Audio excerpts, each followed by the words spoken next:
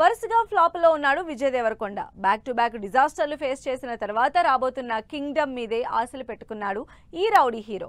Cinema release కి నెల రోజులకు పైనే టైం ఉన్న కౌంట్ డౌన్ పోస్టర్ రిలీజ్ చేసి మూవీ పైన నెక్స్ట్ లెవెల్ హైప్ క్రియేట్ చేస్తున్నాడు. విజయ్ దేవరకొండ పెద్ద హిట్ కోసం వెయిట్ చేస్తున్నాడు. కెరియర్ కమ్బ్యాక్ ఇప్పుడు విజయ్ కి చాలా ఇంపార్టెంట్.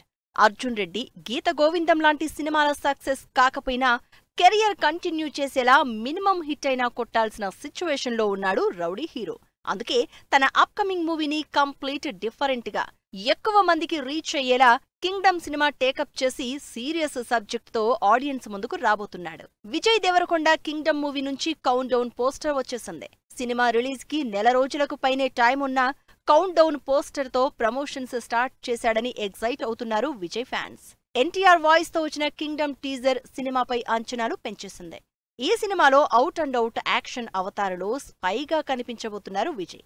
తన కెరియర్లోనే భారీ బడ్జెట్ మూవీగా రాబోతున్న ఈ సినిమా కోసం విజయ్ చాలా హార్డ్ వర్క్ చేశారు.